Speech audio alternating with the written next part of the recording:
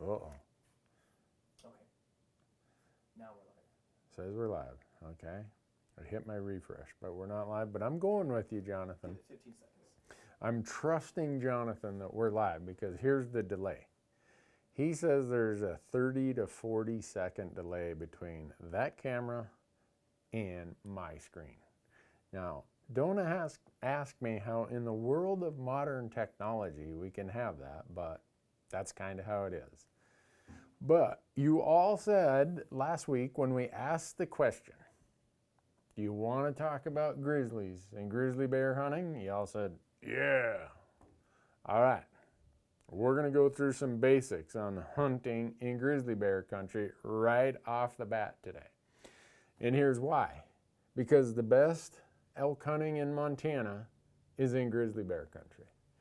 The best elk hunting in Wyoming is in grizzly bear country. The best elk hunting in British Columbia is in grizzly bear country. And some of the best elk hunting in Idaho is in grizzly bear country. So, if nothing else, hopefully it's of interest, and also hopefully it's something that gives you some ideas to think about if you're going to apply there, or you're going to hunt there, or even camp there. So, what I did is I went out to all the Fish and Game websites and the Interagency Grizzly Bear Committee, which is all of the state and federal agencies, and they have their guidelines and their ideas. And it comes down to a couple things. How do I avoid a grizzly bear? And if I am the unlucky person that didn't avoid one, what do I do when I encounter one? But let's start with avoidance. So avoidance is while you're hiking, while you're camped, while you're taking care of your game. There's all kinds of scenarios where you could have an encounter. Well, as a general rule, you can do some things, and none of this is foolproof, okay? So I've had 2 grizzly encounters while out archery hunting, and both times I think I was doing the right thing. But it was just bad luck that I had an encounter, and good luck that it didn't turn out to be a really bad encounter. The bear went the other way. But some things you can do to avoid it is know that grizzly bears are doing certain things at certain times of year. They're always looking for food. So if you know what they feed on, it's, June, July, August, September, October, whatever, avoid the places where they're probably going to be looking for food. So if they're way up in the high country on cutworm moths, well, guess what? They're going to be up there for this period of time where those moths are there, and they're not going to be as much in the lower country or even mid-tier country. Now, sometimes they might be down with spawning fish, and okay, don't go down there. So if you know that there's tons and tons of sign, that there's a sign that says active grizzly in this area, you probably are going to want to do something other than that. So avoidance is probably the best thing, whether you're hiking, just in the general approach and the general areas that you go to. And then let's talk about your camp. And I don't care if you're camping with your family, if it's your elk camp, whatever it is, the number one attractant for bears is food and odors. Okay? When they say keep a clean camp, they mean keep a clean camp. Now, you can go to just about any Forest Service website for whatever forest. So they're in the western part of Wyoming, you have the Bridger-Teton National Forest. Here around Bozeman, you have the Custer Gallatin, the Beaverhead, the Deer Lodge, da-da-da. Most of those Forest Service sites will have all of this information also. And be thinking it through and say, well, can I operate that way? Or am I just not disciplined enough? Or it's too much of an inconvenience, whatever. But in your camp, no human food, okay? You want to hang it up at least 15 feet off the ground. And if this is the trunk of the tree, you want it at least 4 feet away from the trunk of the tree. You have to put everything in some sort of bag and get it up away from where a bear could get to it. And hang it in a tree that is far from your camp, 100, 200 yards. Don't hang it in a tree that's right next to camp, because you're going to get that bear walking around that tree like, how do I get to that? Well, then you're probably going to have an encounter.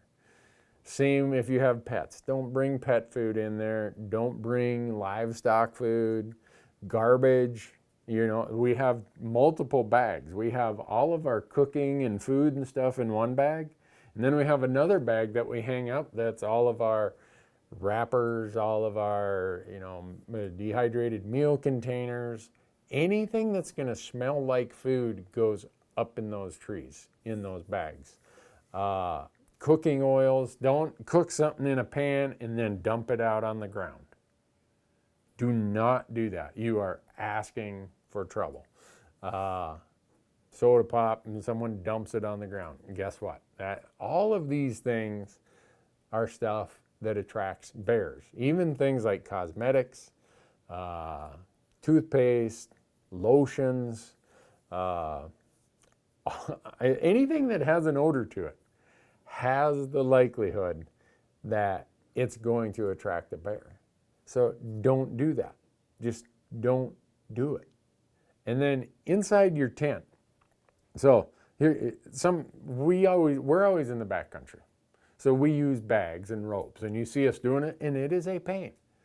But the good elk hunting that's there is worth the pain and inconvenience.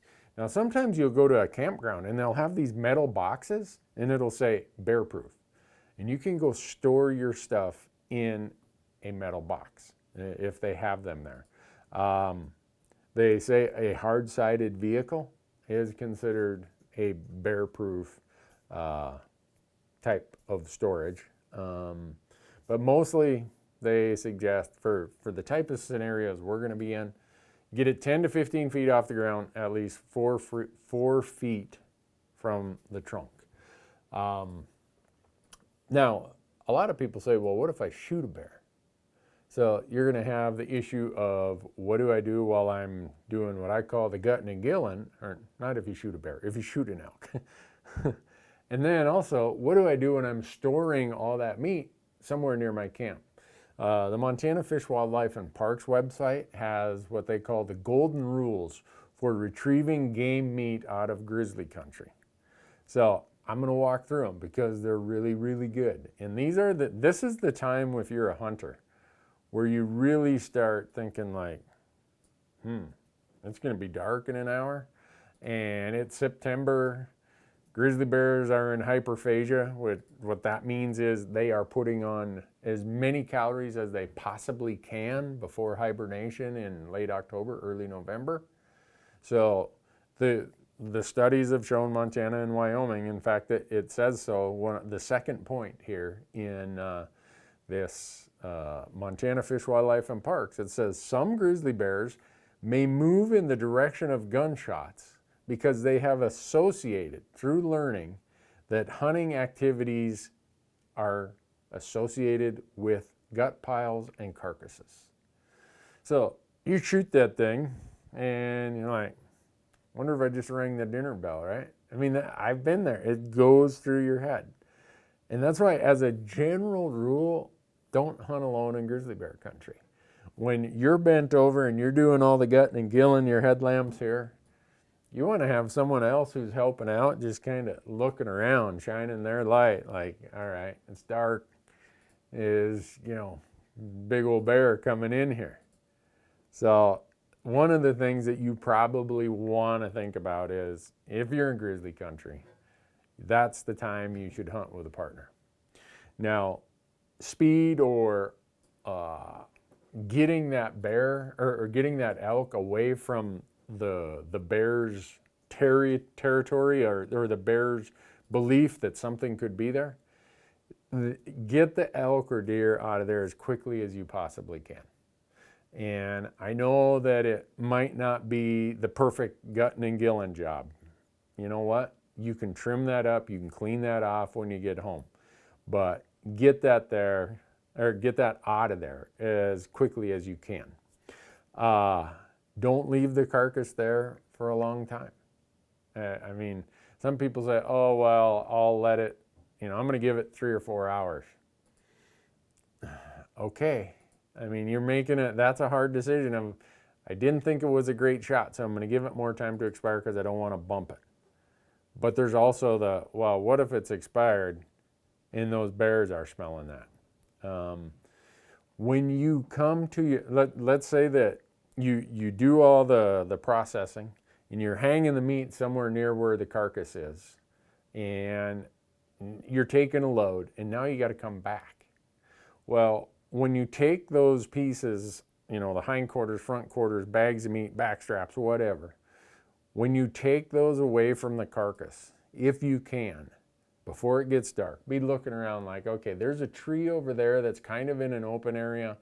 I'm going to hang my meat in that tree. That way when I come back in the morning for other loads, I can observe it from a distance and I will see if it's been disturbed.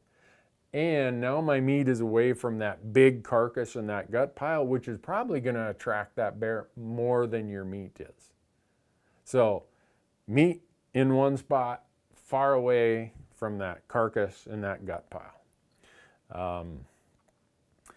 If you come there and there's a bear that's claimed your meat, don't fight him for it. That's not, most states, if you prove, hey, grizzly bear got my elk, most states will give you a replacement tag.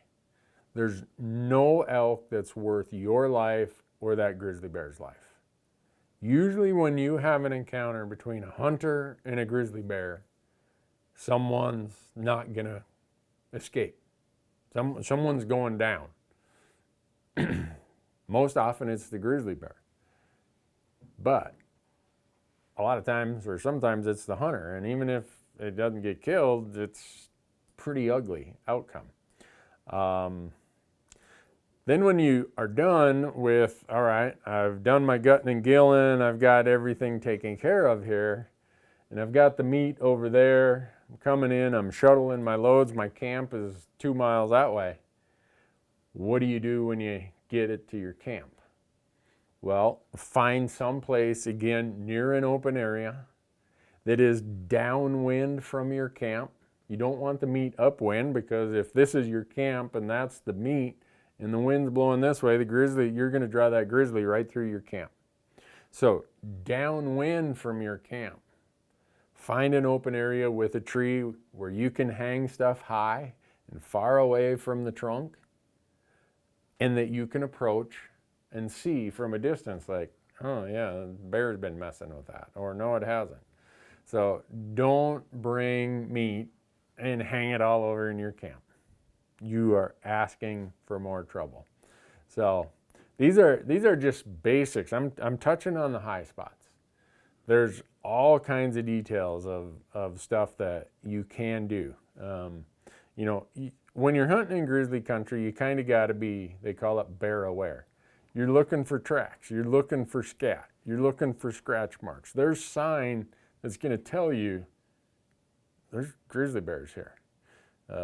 2015, Corey Jacobson and I did an archery elk hunt here in Montana, and every day we saw grizzly bear tracks in the mud.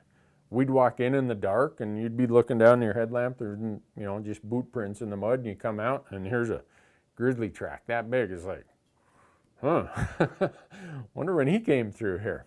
And then there's this part. I think the part that most people always focus on is, what do I do in the event of an encounter that maybe results in an attack? And hopefully it'll be like the encounters I had, where the bear stands up and he sees me about 20 yards away, and whoosh, off he goes. He's like, I don't want any trouble. I didn't want any trouble. I can tell you that as quick as that bear took off, if he would have took off my direction, he would have been on top of me before I could have done anything. So now you're thinking, all right, I've had an encounter. If the bear doesn't see me or know I'm there, just back out and get away. Now, if the bear is there, you're going to hear this. The common logic is, you try to talk to the bear in a calm voice of, hey, hey bear, hey. I've never been in that situation, so I don't know if I could stay calm to say, hey, bear, how you doing today, man? I'm going to get out of here. You just stay there and eat your berries. That part of it gets to be a little bit easier said than done. Now, hopefully, if you encounter a bear, it's not a sow with cubs. Hopefully, it's a boar, like the two that I've had really close encounters with. They were single, big old boar bears, and off they went. Now, a sow with a cub or cubs, she's defensive. She's saying, you represent a threat to my cubs, and these are the ones that are just about always really bad outcomes. Either a sow with cubs, or you stumble across a bear, whether it's a boar or a sow, that has its food and it's protecting its food. Either situation, they view you as a threat to their cubs or to their food. And usually this is when the fertilizer hits the ventilator or hits the fan, right? Politely, I call it fertilizer hitting the ventilator. Now you get to this final point of and it seems to be the biggest argument among hunters of bear spray or handgun. And you have people say, I'm handgun, man, I'm shooting. And I've listened to those discussions, and usually no one changes anyone's mind. Most people, anyhow, opt for bear spray. And read the instructions with bear spray. When you read the instructions, it's like, do people really spray this on their tent and their backpack because they think it's a repellent? No, it's a final short-range defense mechanism that has ingredients in it that you let that bear, it's close range. That bear's coming to you, you get down and you spray in front of that bear where it's going to come through this big cloud. And I've never had to do it. So I'm just talking based on people I've talked to who've had these encounters. And some people would say, no, I'm not trusting my life to bear spray. Well, there's all kinds of studies out there. And some will say, oh, no, the number of encounters where a human got hurt is higher with bear spray. Some will say the number of encounters where the human got killed versus hurt is higher with a handgun. I'm not here to tell you one way or the other. I personally rely on bear spray because I'm terrible with a handgun. Everyone I talk to, the experts, I've spent many, many hours talking to the experts on the interagency grizzly bear study teams, and they're big fans of bear spray. If you say, no way, I'm using a handgun, okay, I get that.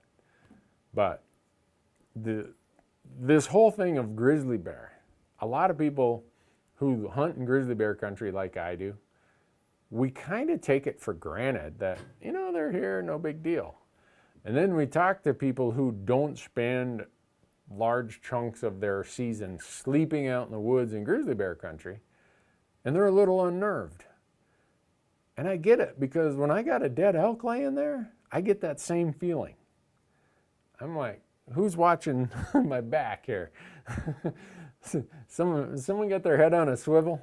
And like I've said before, when I go out, say I'm got a base camp at the trailhead, when I go back to retrieve some of that elk, I'm carrying a shotgun and I have it loaded with buckshot. And yeah, it helps me shoot grouse on the way. I don't use buckshot on grouse, I use birdshot, but it's like, you know what? First I'd use this, but if things really got bad, I've because of the success I had harvesting an elk, now I've created all this aroma. And every bear in hyperphagia is like, man, that smells pretty good over there. And hopefully they'll stay over there a couple 100 yards where the gut pile is and where the carcass, the bones and everything are. But over here, I've got all that meat that I'm taking that meat home. Unless there's a bear standing under that tree eating on it or trying to pull it out of that tree, I'm getting that meat home. So it's just something that if you want to increase your odds of drawing a tag and increase your odds of hunting some of the best elk country in the lower 48, think about knowledge and information that gets you more comfortable hunting in bear country, spending the night in bear country, I've spent nights in tents where I knew that we saw a grizzly bear track, 200 yards from our camp. And I'll admit that when you're laying there in the tent that night, you almost have like one eye open or one ear open, because every little snap, every little noise is like, what was that? This is inside my tent with me. My rifle's inside my tent with me. It gets you a little bit uneasy. And so those of you who have that uneasy feeling, I fully get it. I get the same feeling at times when I know we're at that pinnacle of this is the highest risk time of our entire trip. Right now, we've got a dead animal, we've got meat around, we've got whatever, and there are bears in the area.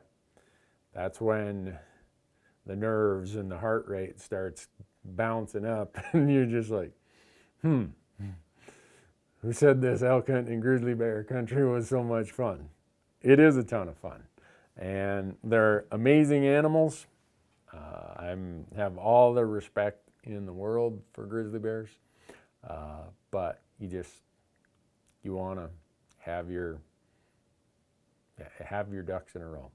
And I would say that here's my approach to it, is fear or concern is a function of lack of information.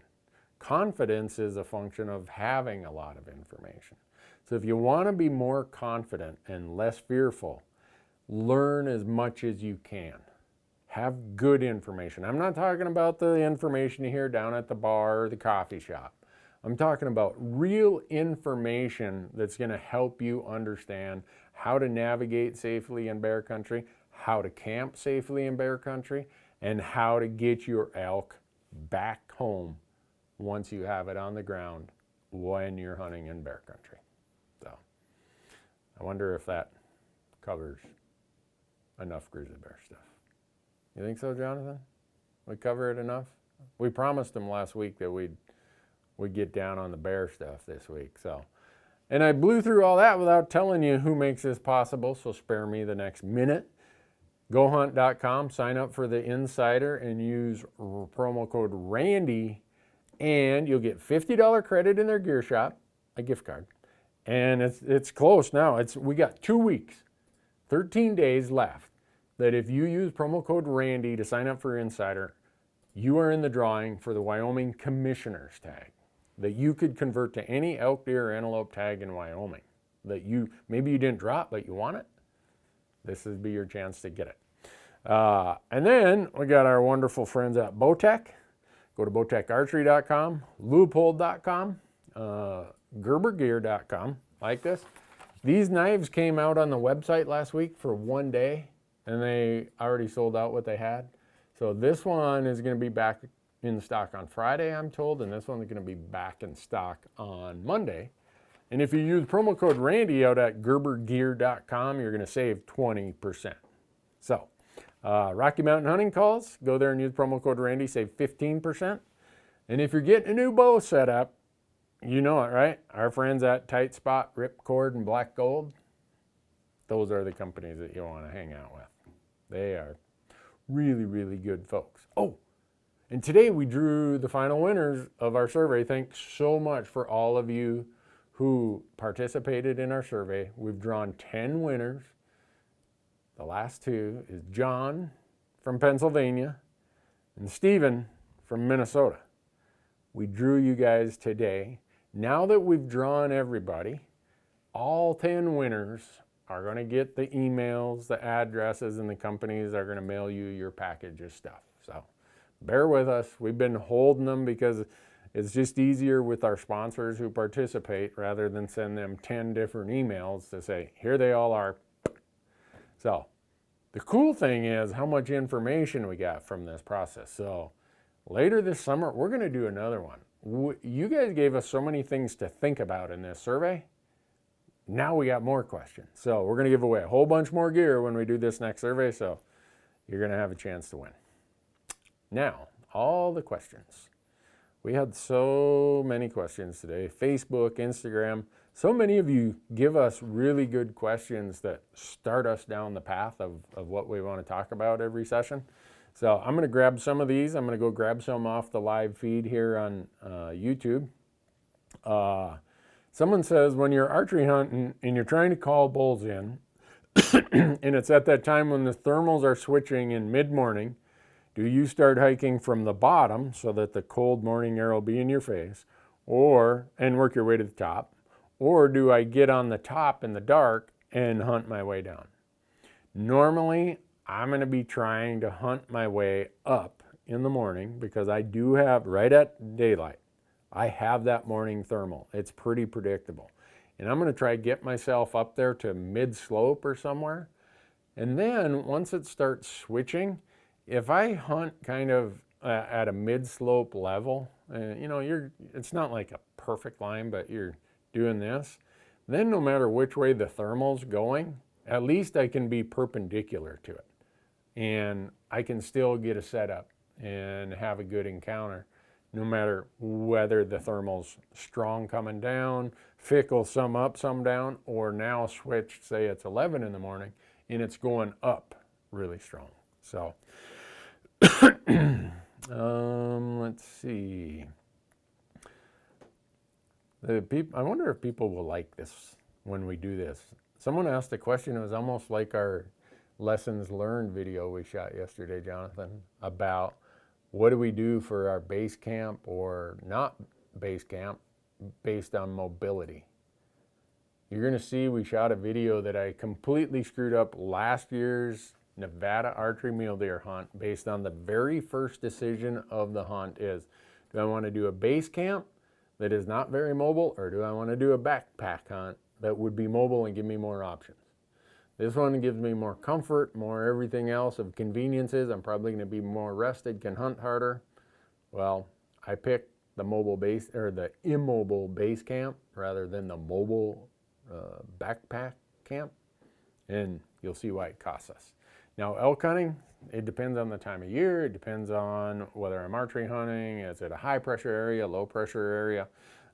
But this person says, do I prefer a mobile truck or base camp hunt, or do I go all in to one spot? And I usually want to give myself options, especially in post-rut and late season, because I'm looking at multiple spots where the elk are more static and I got to be moving in those later seasons. Whereas in an archery season, the elk are moving across the landscape searching for cows. So I'm less concerned about going in, planting my camp back in somewhere. And I know that I can start hunting around my camp and there's going to be elk moving back and forth. So in archery season, I'll probably do more backcountry type camps. In rifle season, later season, I'm going to do more base camps that are going to be at trailheads and almost out of my truck. So some person says, this is one of my first hunts. I've spent a long time gearing up and planning, and quote unquote, I'm not sure why they say this, I'm ashamed to admit that I've been mostly a truck hunter for the majority of my hunting career, and I've had many years of failure. We're planning 2-week elk hunt this September in British Columbia. What tips do you have for a greenhorn when it comes to mountain hunting for elk in British Columbia? Well, British Columbia, most of our elk are down almost like on the border of Idaho and Montana, so we're talking about similar stuff here. If I had to give one tip, it would be have a plan and stick to it. So do your e-scouting, look at your maps, go through everything, have your places pre-scouted / e-scouted, build a plan around that, and work that plan every day. So here's day 1, here's day 2, here's day 3. Be adaptable for what you're seeing and learning out there. But one note, you said you're going in September.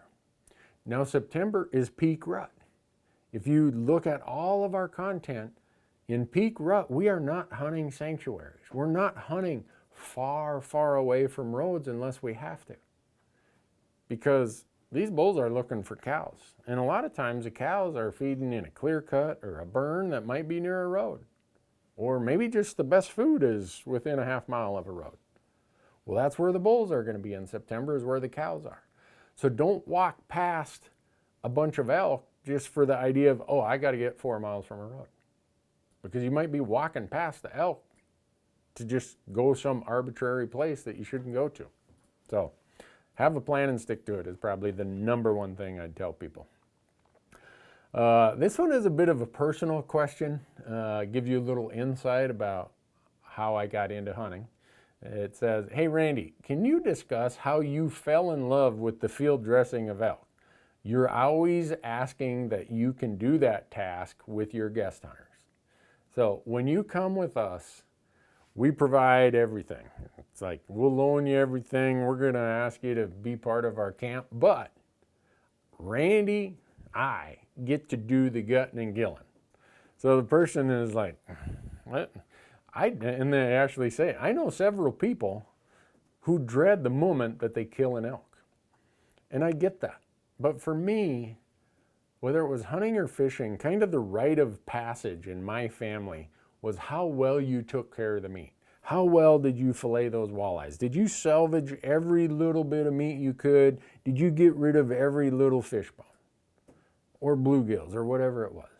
And then when it came to grouse, okay, did you save the legs? How far out in the wing did you save the meat? I mean, it was like inspection. Here's grandpa, here's my dad, here's uncles, neighbors, like, I don't know, it looks like you messed that one up. And the same with deer, the same with everything. To the point where meat care and proper attention to the details involved in this meat care, the reason why we always hunt, why I hunted from when I was a kid, the reason why my ancestors hunted was for the food. And showing respect for that process of the food was kind of my rite of passage. And when they would kind of say, I remember I was like 8 or 9 years old, and they said, I'll let Randy clean the fish. He's getting pretty good at it. It was almost like, now I'm worthy. I'm accepted. So when I'm out there, and I don't care if it's a deer, an elk, whatever it is, one, I enjoy it, and I enjoy the end result that this process provides, but it's also causing me to think back of those memories and how this meat care, this whole process of what we call gutting and gilling, processing it when I get home, when I have time, that is got such memory for me, and I'm thinking about these mentors I had the whole time I'm doing that. So that's why it is so important to me and why I love it. I absolutely love it. If one of my friends shoots an elk, they can sit down and take a break because I want to do the gutting and gilling. So I know it's weird, but it's kind of how I do it. Randy, any chance there will be a Kenetrek promo code going this year? We're working on a deal for July, but I'm not sure if we're going to get it done in July, but fingers crossed that we're going to have it ready before hunting season. Stay tuned. I'm sure we'll get something done. Someone says, hey, Colorado provides or requires that you have proof of sex accompanying the carcass. If you're using the gutless method, how do you do that? Well, you read the regulations and say what constitutes evidence of sex. Usually it's the testicles or something, and you leave them attached to one of the hindquarters. That's just how you do it. So, first time elk hunter here, what's the average expected meat haul or salvage or ended rendering amount of meat that I could get from a cow elk in the second half of October? I'm mostly looking at steaks, roasts, and burger.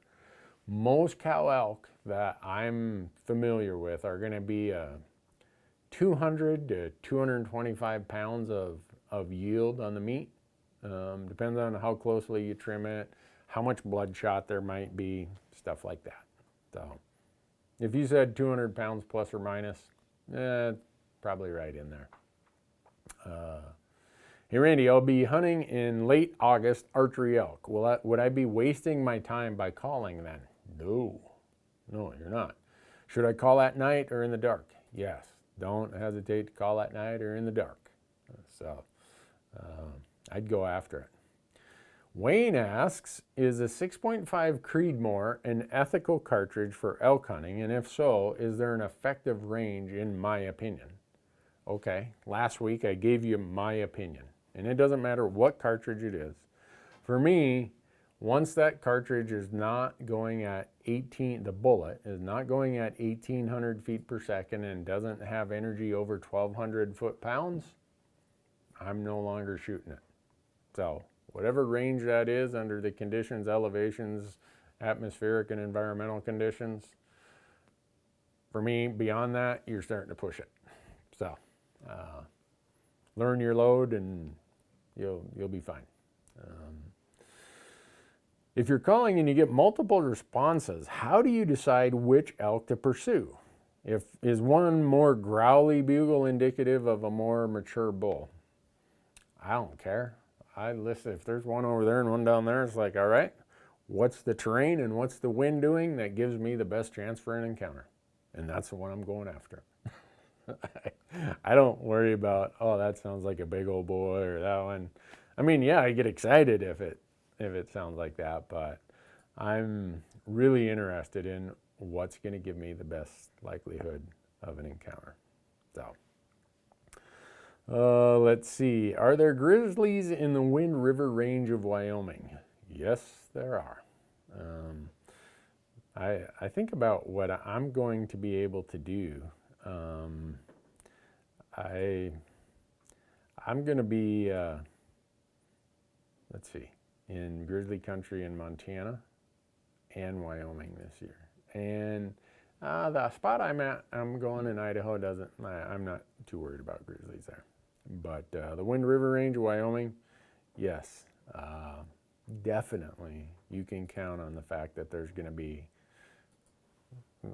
there's some grizzly bears there. Now, if you read the reports from this summer, they've found some grizzly bears in Wyoming, way further south than normal, like not too much further, and they're going to be in Utah and Colorado.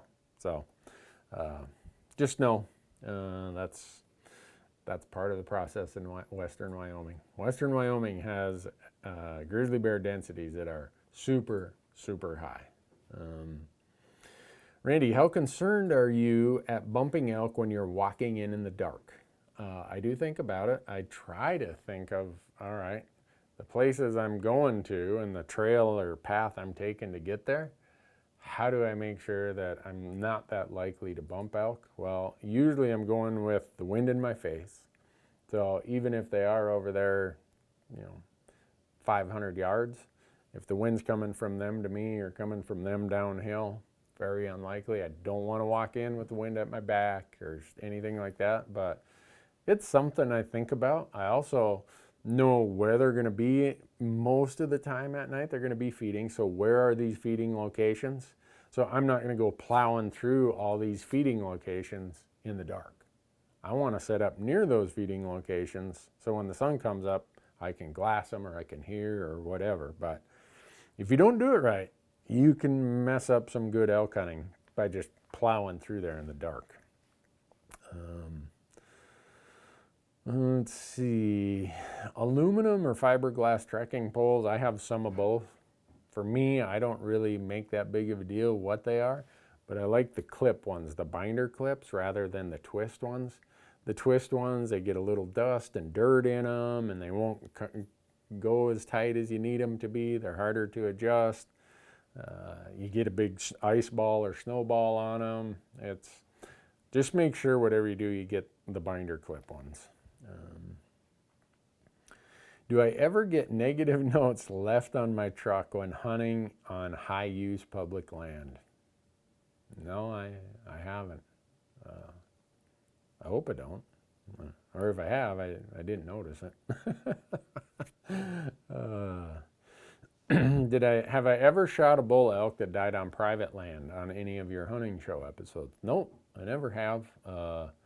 We hunt close to borders, right? We tell you that if, I'll use this, say this white is private and around it is public. We hunt a lot of these borders because we know most hunters want to be over here. Well, the elk know that the hunting pressure's over there a mile and not in this, say, half mile by the border.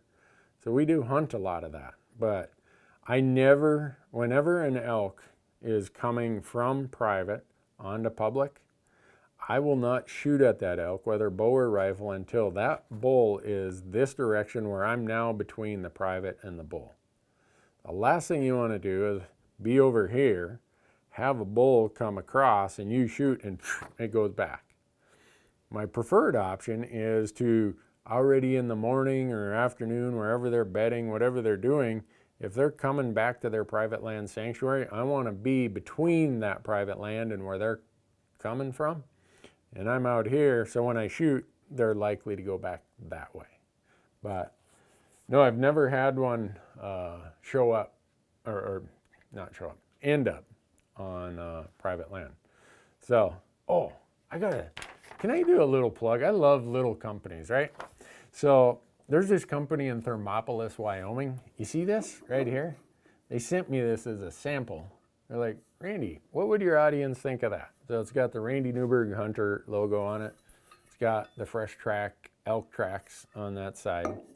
And they sent me that, and they do a lot of laser engraving. It's called Laser Edge. Ken and Mark and Michelle send me all this really cool stuff that they do there. Go to their website. What is it? What is their website? WyoLaser, WYOLaser.com. Go to their website and check it out. They got this hat that they sent me. And they said, we haven't figured out what we're going to do with this hat, but the public land ranch hat, they're going to sell a lot of those. So anyhow, that's what this is all about. And I love little companies. So go check them out. And what made me think of it is I was using this piece of paper as that boundary, right? And I'm looking, I'm like, oh yeah, this is from Ken and Mark and Michelle. I should give them a plug. So let's see.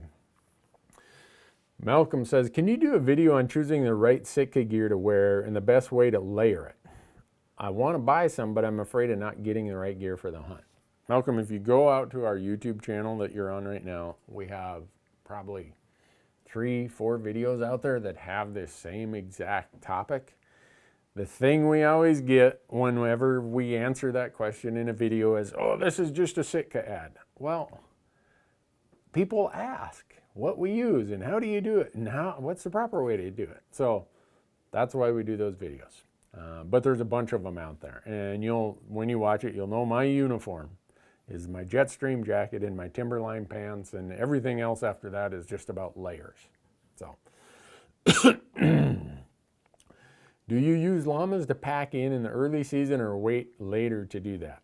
Same with horse packing. I don't own horses, and I'm so bad with horses that they would die if I was in charge of their care, so I stick to llamas. I know a little bit more about them, and they're way easier for me. I use them year-round.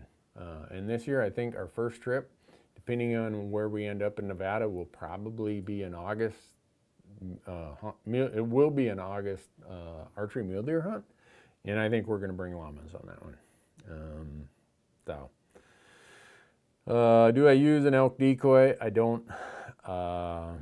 It's just some people do it, but I don't. Randy, have you ever taken a neck shot on an elk? No, I haven't. And I probably never will. You think about a neck. There's a whole lot of places there that aren't lethal compared to places that are lethal. And so I'm going to wait for a much, much better opportunity. Oh, Daniel asked this question. I wish he could go back and watch probably about a month and a half ago. How do I keep my boots dry when I'm out in a camp?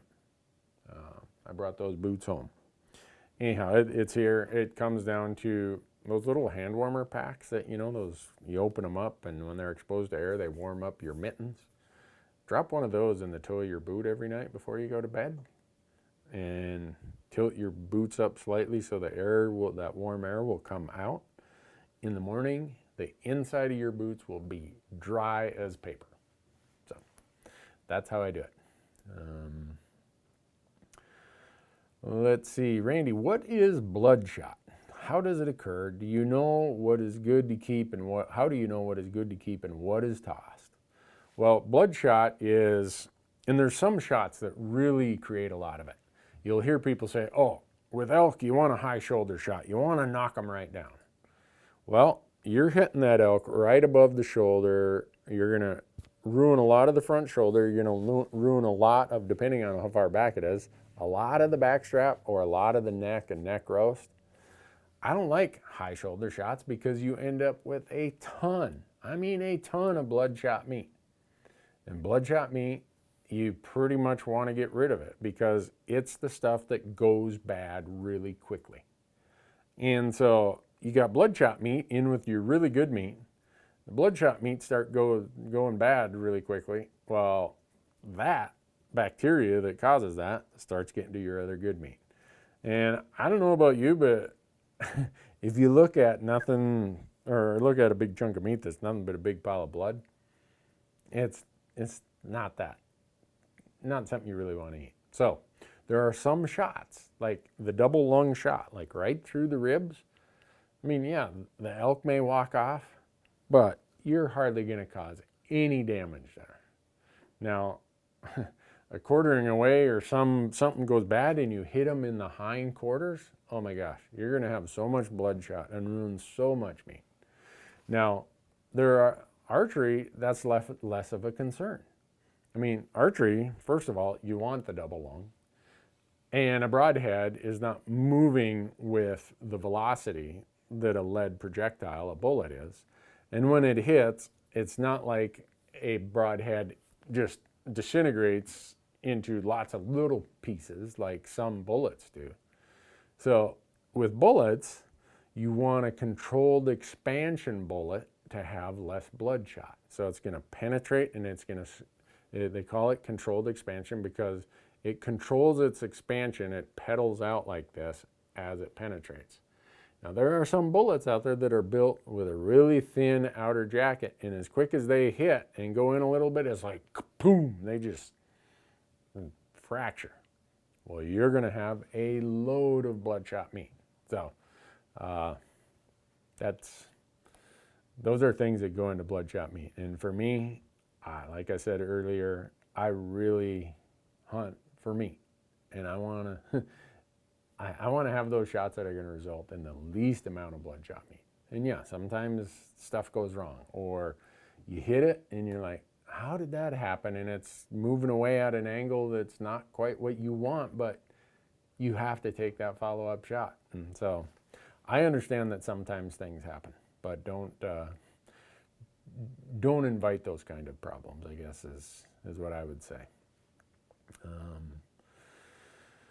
If you only have 7 days to hunt in Colorado in September, what 7 days would you pick? I'd probably pick about September 20th through the 26th, something in there.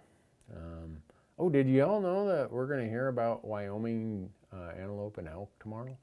And I think on Saturday we hear about Oregon, and probably next week, or maybe even later this week, we hear about Idaho. Oh, Idaho, right?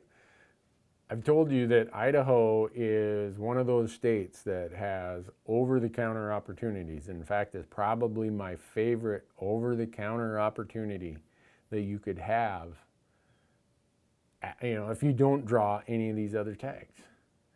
And what else have I warned you? Don't wait until later in the summer when the residents can buy a second elk tag, but they got to pay the non-resident price. I'm trying to look it up here as I'm telling you this. I mean, these tags are selling really fast this year. Where would it be? Darn it. Anyhow, if you go out to the Idaho Game and Fish website, it has how many tags are left. And let's see, here's the update. 2020 non-resident over-the-counter tags as of, let's see, what date is this? As of today. Holy cow. These are selling fast, folks. I mean, I'm looking at how many zones are sold out. When I went in and bought mine a month ago, there were like 8,000 tags left. And now, there's not a single zone that has more than 1,000 tags left. Yeah. I would get on this. You heard it here, okay? If Idaho is in your plans for this year, don't wait any longer. Go and buy your tag now. Let's see. What brand of trekking poles do you use? I use Leaky, Leki. A lot of people, there's all kinds of different ones out there. Black Diamond, It's, there's all kinds of them.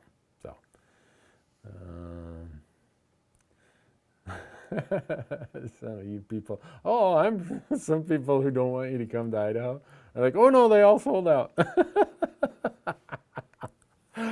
Oh. I don't know why that cracks me up when people do that. It's like, move along, don't stop and look around here.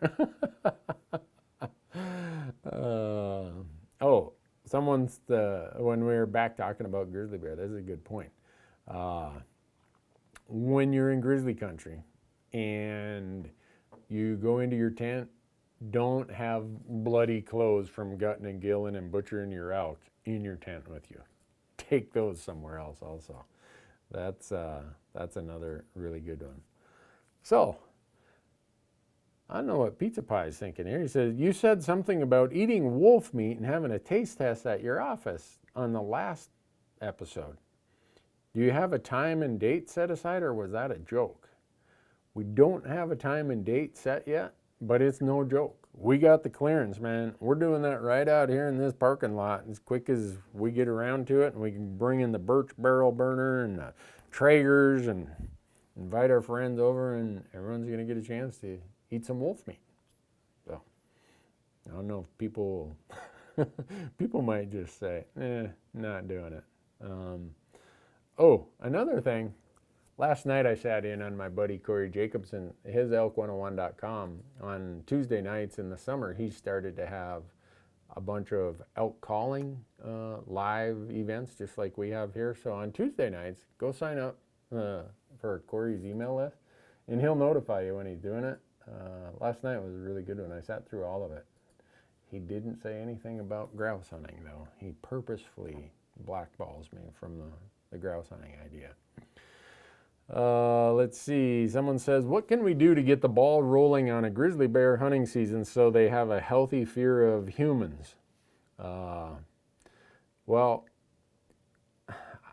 first of all, grizzly bear seasons are going to be litigated to the ends of time. And if you read the conservation strategy, there's a certain amount of allowed human mortality. And it's a percentage of the total population, and it's a percentage of the female. So there's a sub-quota of human-caused mortality, female human-caused mortality. So the way that the conservation strategy that applies to Montana, Idaho, and Wyoming is set up is that human-caused mortality of any sort, get run over by a car, a bear that is in Yellowstone Park and gets accustomed to human food, they have to lethally remove it. They take all of those human-caused mortalities, and if you've already exceeded the allowed quotas, there would never be a hunting season according to the plan. Now, the U.S. Fish and Wildlife Service has said, you know what, they're recovered. Here, you states manage them, and the states have said we're going to have very, very limited hunting seasons. Well, I give that background of how little remaining human-caused mortality would be there allowed for hunting. It's super small. It is so small that it's not going to condition these bears to fear humans. I hear that so often. People are like, well, they're not afraid of humans because we don't hunt them. Hunting seasons are not going to condition these bears. It's just how it's going to be. The opportunities are going to be so slim. And for 3 years, I was one of 5 Montanans who sat on the governor's grizzly bear roundtable. 5 from Montana, 5 from Idaho, 5 from Wyoming. I was the only person appointed to represent the hunting interest of at least of the 5 in Montana, and I think of the total 15. So I was focused on this plan and the details of what it would come to be as to how would it allow for hunting. And no matter which way you looked at it, if we're going to have a recovered population of X size, and the scientists tell us you can only have X amount of mortality total number. You can only have X, even a lower percentage of mortality among the females before the population will start to decline.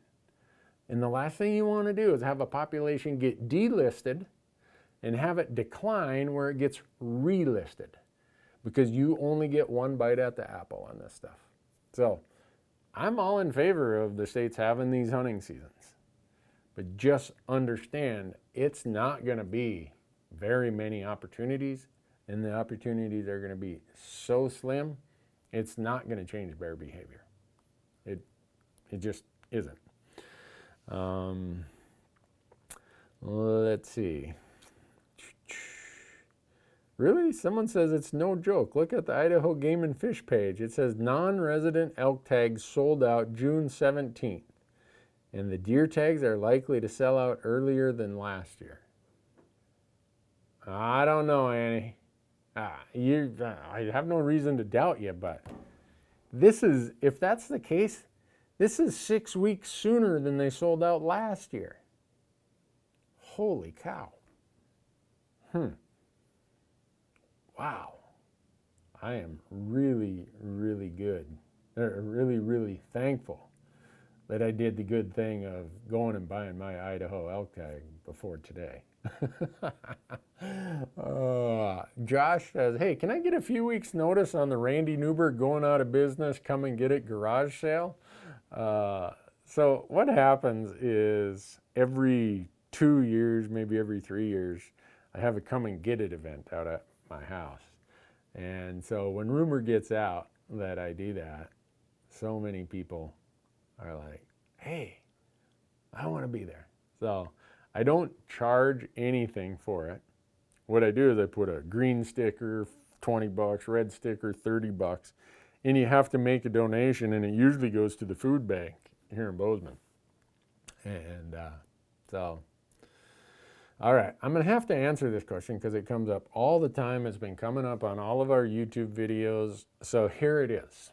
It has to do with coolers. And I had the fact that people see a Yeti cooler in the background in my shop, I'm like, I must really be boring. They're kind of just blanking out on what I say, and they're looking at what kind of gear is in my shop in the background. So in October of last year, I got notified by Orion Coolers that they were getting out of the hunting space. You know what? Business decision. Even though we did a ton of promo codes for them, they made a business decision. They're getting out of the hunting space. Well, if you're not in the hunting space, I'm not your guy, because I'm right here in the hunting space. That's who I am, and that's what I do. So they were good about it. I'm like, hey, I understand. You know, you got a business plan you're carrying out. Knock yourself out. So I've known the guys at Yeti for a long time. They're really invested in conservation, and most of you know that I volunteer for the Elk Foundation and all kinds of other groups. And so at all these conservation things, I'm running into Sloan and his crew. Sloan is the guy at Yeti who kind of runs a lot of this stuff. Well, I don't know where we were, but my wife calls me and she said, hey, good thing your truck is gone because 28 boxes just showed up here from Yeti. I'm like, what? Well, Sloan, my buddy, he wanted to make sure me and the crew were taken care of. He's like, no strings attached, just use it. So I don't have a deal with Yeti. I'm not getting paid by Yeti. It's just, they're good friends of mine. So hopefully that will put to rest the number of questions of why I see Yeti stuff. Like this here, this is a Yeti tumbler, but I didn't buy this. The good folks down in Thermopolis at the laser shop got me this. So it's popped up like 4 or 5 times here, and it pops up all the time. So anyhow, I hope that explains it. I don't change sponsors at all. I never have. You know, if something comes where they go this way, whatever, I get it. And it's business. You know, they got to do what they got to do, and I'm hunting. So that's that's just it. So, let's see.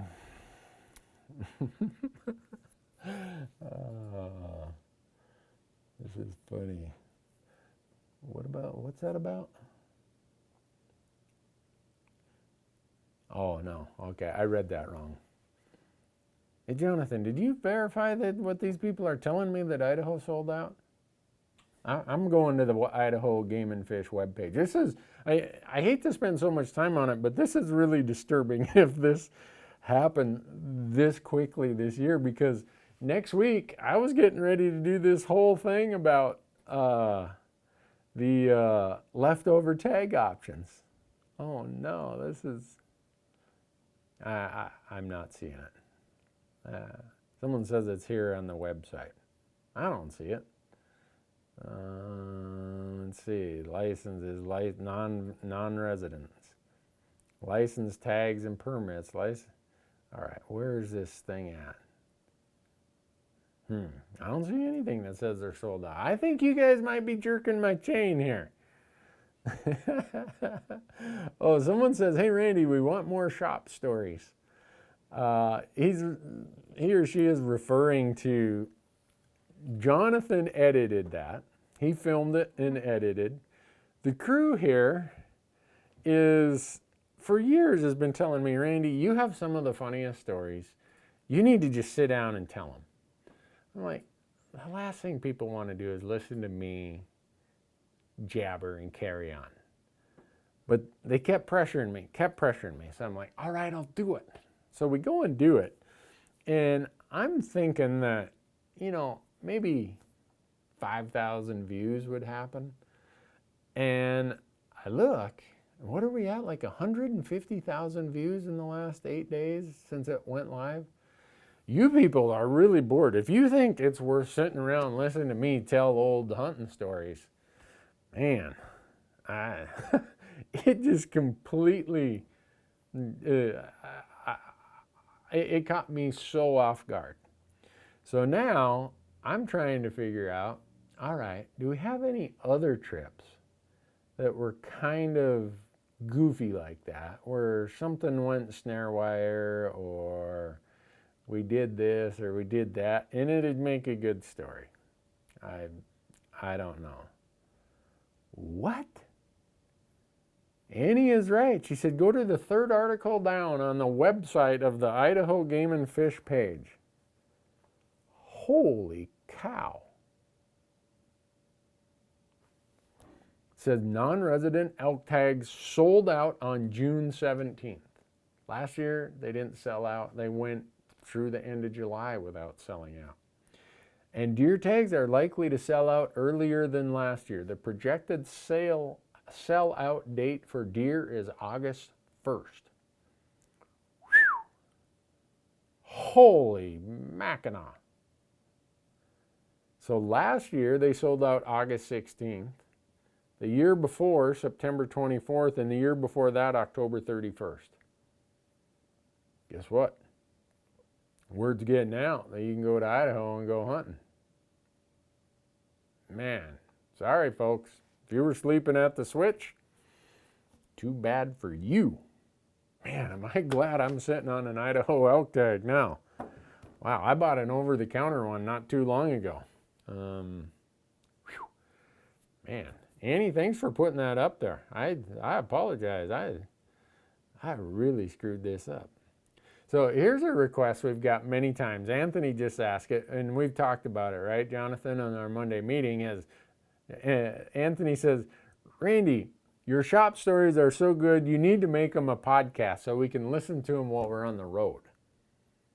Who would listen to me sit around and tell stories about an Alaska moose hunt that went completely south?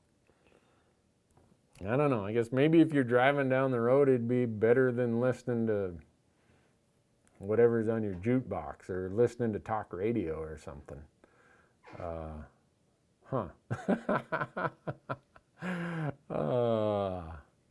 Well, one thing, next year Idaho is going to have a big increase in the price of non-resident tags. Wow. I wonder what that'll do when they increase it next year, the price, if that'll make a big difference. All right. Tony asks, will the bull elk be at a much higher elevation than the cows in Montana come late October when the rifle season opens? Yes, they will. The bulls on public land are going to be at that time so we talked about it last week, talk about it all the time. We got summer range up high, winter range down low. This is the transition range in mountainous areas. And so this question is about Montana. In most of the areas of Montana, other than eastern Montana where it's more flat, the bulls are going to be up here where the summer range and the transition range are kind of going from one to the other. The cows are going to be the mid part of the transition range or the bottom half of the transition range. So you're going to be hunting a lot higher for those bulls in October than you are the cows. So, and that same would apply in the mountains of Wyoming, Idaho, Nevada, Colorado, Utah, wherever you're talking mountain country, you're going to have that dynamic going on. Let's see. Drew is asking, how do you physically hang meat in a tree when in bear country? Well, we talked about what you got to do, and maybe he's talking about the actual how do you do it. Well, you get yourself some ropes, and you're going to have to get different size of ropes, and you want to get, one thing about parachute cord, it digs into the bark of trees really quickly. So if you got this 80-pound quarter and you're trying to pull that over a limb, as you're pulling that parachute cord, the way the fiber is, it just starts, it's like a saw. If you have a bigger diameter rope that is like all nylon, and you use that as your rope for lifting and sliding over the limb, that's got a lot less friction, it's bigger, so the pressure per square inch, even though it's probably not a square inch of surface area, the pressure on that is less. So you use that rope to get your quarters up there, and then you tie them off with maybe P cord or something. So, otherwise, have a bunch of buddies, or have a llama and tie it to the llama saddle and walk that llama away from the tree, and they're just like, and they'll lift that thing right up off the ground. Another reason you should run a llama. Bo will say, Randy, tell him, don't tell him to do that. You're going to, gee, shut up, Randy. So maybe I'm not supposed to do that with a llama. Oh, so Randy, would you please do a video that is a reenactment of your getting thrown in jail in Mexico? No, I'm not doing that. We did a podcast on it, and Jerry lied on the podcast, by the way. He said we were being well-behaved citizens. We weren't. We asked for trouble. Not that much trouble, though. So someone says, I hang, this is another idea. They stretch a rope between trees, and they hang their quarters over that rope. Now, you'd have to figure out how to do it so that the rope doesn't, all the weight doesn't bring it down to a V and everything hangs right there. But if you had tree, limb, tree, limb, tree, limb, you'd have enough places that, never thought about that. That'd be a way to do it also. Do I plan on going to Utah for the Total Archery Challenge? Yep, I plan on being there. Also going to be at the Big Sky Total Archery Challenge also. Let's see. How often do I actually see a grizzly bear when hunting? Is it rare or is it a common experience? It's pretty rare. I'd say, gosh, I don't even see one a year probably. I mean, I've went out some nights and seen 4 or 5. And it's like, well, that makes up for many trips. But no, it's not something that I walk around thinking, oh, gee, there's a bear everywhere. Oh, what am I going to do? There's a bear here. No, don't worry about that. Don't make it that big of a deal. Be smart. Know that they are there and that you should be paying attention. But other than that, don't ruin your hunt over the idea that there might be a grizzly bear out there. Be informed. I tell people, and you heard me say it earlier, information gives confidence. Confidence gets rid of fear, and you're going to have a way better time. You're going to be way more successful. Let's see. Am I going on any sheep hunts anytime soon? I don't think so, unless Arizona gives me a sheep tag this year, but I haven't for the last 20 years with all those points I've been building up, so I don't think this year is probably going to be any different. Let's see. Hey, Randy, when you're typically hunting in, say, a state like Montana, when you have elk and deer season running concurrently, do you tend to see mule deer around elk, or are they typically in different areas? They're typically in different areas because they're going through a different cycle at that time of year. And what I mean by that, we talk about the 5 phases or calendar periods of elk hunting: early season, pre-rut, peak rut, post-rut, late rut, or late season. Those happen at a different part of the human calendar for elk than they do for deer. So when I'm out hunting elk in October and November, that's post-rut and late season for elk. For deer, that's pre-rut or peak rut. So you usually don't see them in the same locations. Deer can't tolerate as much snow as elk, so they're going to be down lower. There's times you will see them together, but usually they're not right there. George says, hey, Randy, don't forget that the Great American Outdoors Act passed the Senate today. We talked about it last week, right? The Great American Outdoors Act. It's went through all these things. The Senate passed it today. It goes to the House. They have said that they're going to pass and have a vote on it without any amendments, anything. If the House passes the Senate version, there's no conference required, none of that back and forth, and then another vote. House passes, goes to the president, and now we have the Land and Water Conservation Fund, the fund that's the same age I am, 55, that has funded hundreds and thousands of acres, millions of acres of public access. If this passes, I told you on the last version of this, my first trip to Washington, D.C. was 1998, trying to accomplish this. It's like 22 years later. You know, sometimes you just got to be patient. You got to keep banging your head on the door, I guess. I don't know. But it's amazing how many people, I mean, groups from all over the country of every type of outdoor user you can think about, all came together, put the pressure on, and we're like that close. That close. I hope if we do this next week, I can say, guess what? The president signed it today, dancing in the streets. If I could drink, I'd go have a beer. But I can't drink, so I won't have a beer. Oh, Ken asks, hey, Randy, when are you guys in Go Hunt drawing that commissioner's tag? Going to be drawn the first week of July. So Ken must be he must have his name in the hat. I can't even explain what a good hunt this is. I mean, these tags sell for $20 to, the most expensive one, they give away a bunch of them. I was at an event, one of them sold for over $40,000 this year. Just for the right of going and saying, I want to hunt that hunt code, here's my voucher, give me my tag. That's really how this works.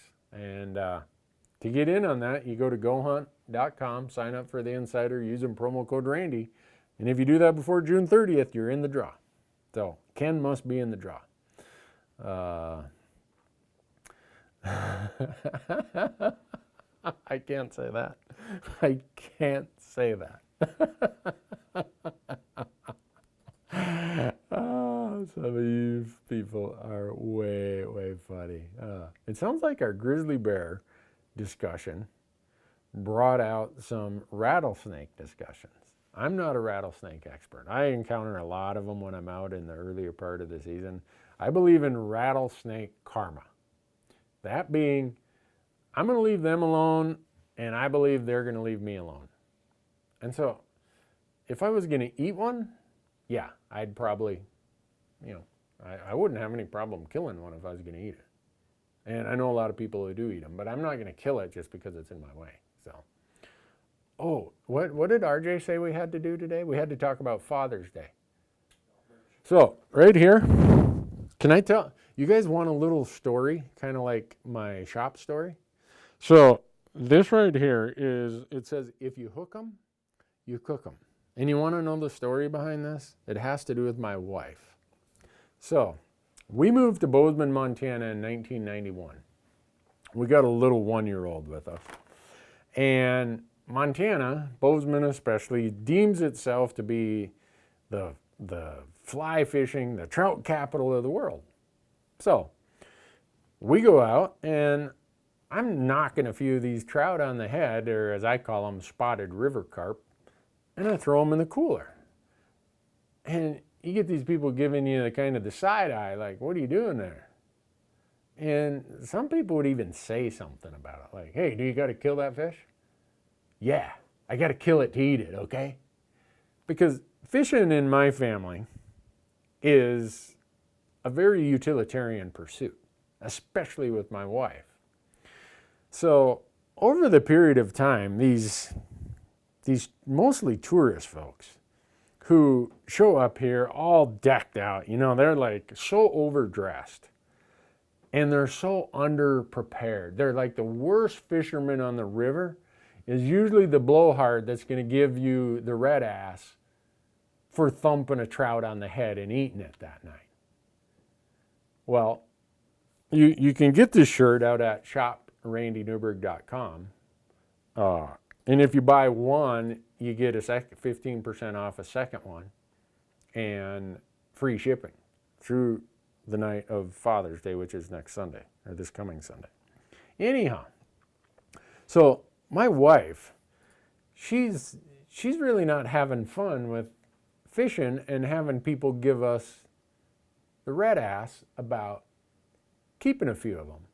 Whereas, here's this guy out there, he's catching 50 fish a day, and little does he know he's got 5%, whatever the mortality rate is, 5%, 10%. He's killing more than I am. At least I'm going home with them and cooking them. Well, my wife, she's like, screw this trout fishing. We go walleye.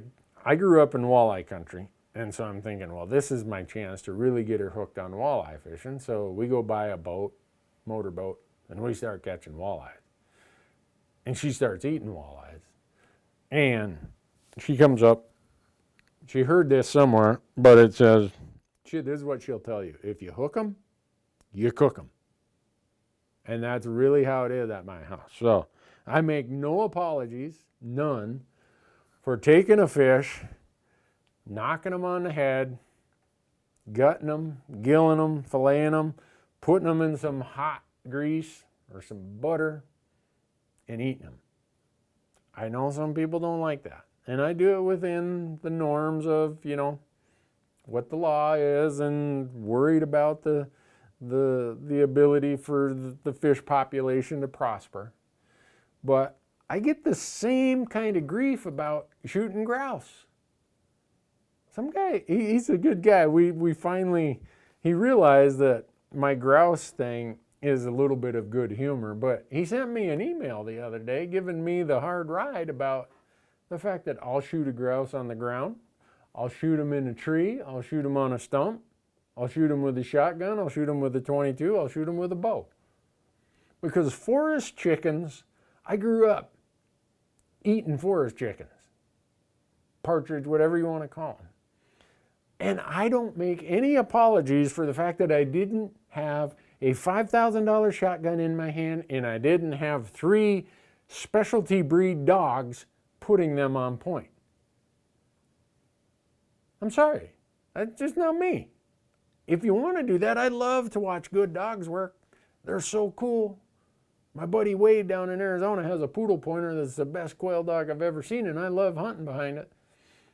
But if you think you're going to guilt me into not shooting those grouse, you're wasting oxygen, man. So, if you hook them, you cook them. Go to shoprandynewberg.com before Father's Day, and if you buy anything, you'll get 15% off the second one, and you get free shipping. So, I don't know what the hell that had to do with anything, but I think that Jonathan's over here smirking like, I can't believe he just did that. But I get kind of worked up when people decide that they're going to pressure or guilt someone or that they think it's their space to tell you how you should, what your motive should be for hunting and fishing. You know what? If it's legal and you want to shoot that spike bull, you go right ahead and shoot that spike bull. I'm going to come help you gut and gill it and drag it off the mountain, and I'm going to ask if I can take your picture with it. I'm going to be happy for you. And if somebody says, oh, what'd you shoot a spike for? I'm going to probably walk over there and give them an earful. It's none of your business. It's his or her tag. Same when you're fishing. You know, if you want to knock one on the head and take it home, do it. Hook them and cook them. And so, hey, Cody, now lay off, man. Cody Parker says poodle pointers suck. Nobody should buy that breed. Boy, you got to watch it with those poodle pointer guys, man. And those would be fighting words right there. I don't have one, so it's not up to me. But let's see. What, you got a last really good one here, Jonathan? Before I'm going to have Jonathan look for another one. But hey, another thing. You can catch us on Instagram and Facebook, which are at Randy Newberg Hunter. And right now, with Yeti, we got a thing going on until Father's Day. If I forget to say this, Michelle, our social media person, is going to beat me like a rented meal. So you go to Instagram or to Facebook. Don't ask me how to do it. That's why I have to hire Michelle and Jonathan and Michael and Marcus and Dale and Dan to do this stuff. I don't know how to do it, but here's the gig. You go out there, and I think you have to use hashtag Randy and Yeti. I think that's what she said. Anyhow, if you go out to at Randy Newberg Hunter, the rules are there. And Yeti, Sloan is like, you want to give away a bunch of stuff for Father's Day? Yeah, here you go. So we're giving away a whole bunch of stuff after Father's Day for everyone who participates. And if you want to watch our shows on Amazon Prime, if you get Amazon Prime, their season 8's available right now, about half of it. And we're waiting for Amazon to approve the other ones that are just sitting out there in the pending category. And then I just want to make sure that when you start buying your gear this year, you think about the companies that make all this possible. Leupold, Gerber, Bowtech, Rocky Mountain Hunting Calls, Tight Spot, Ripcord, Black Gold, and Go Hunt. And use promo code Randy out at a lot of those. And we're working on more companies with promo code Randy, like Alpaca Rafts, Wild Alaskan Seafood Box, pretty much anywhere, you know, Gerber. Use promo code Randy. Hopefully they'll give you some money off. If they don't, tell them they should. Let me know and I'll call them up. I can't say I did that. I'm going to get myself in so much trouble. This is why I got to have people like Jonathan keeping me on the straight and narrow. That shop story that you saw that all of you have been watching on our YouTube channel, if left to my own devices, that would have got so far out in the weeds. It would have been full of college stories and, well, it did touch on Mexican jails. And I mean, I got to be careful because I love engaging with all of you. I love reading your questions. This is the most fun thing that I get to do every week, is to sit here and just read all these questions, try to add a little humor to people's lives. We all have enough negativity, right? You go out on social media, especially Facebook, it's like, oh, this is painful. The last thing I want people to do is to come to our platforms and have more of that. I want them to see how kind of quirky we are and what we do to have fun with each other, and maybe make you think that life is not as bad as the media would want you to think it is. So anyhow, that's where we're at, folks. Appreciate you being here. I don't know what episode, what was this, episode 90 what? 92. Next week, if it's raining again and I can't go walleye fishing, we'll be here next Wednesday for episode 93. Unless Jonathan quits by then. You quitting, Jonathan? No, he says he's not quitting. Someday we're going to have to turn the camera towards you. People are going to think, does this Jonathan guy really exist? He's really a cool dude. He keeps this running so smooth. So, thanks for being here, folks. Have a great week. I hope that when you find out about Oregon, when you find out about Idaho, and you find out about Wyoming, that you got some tags. Thanks for watching.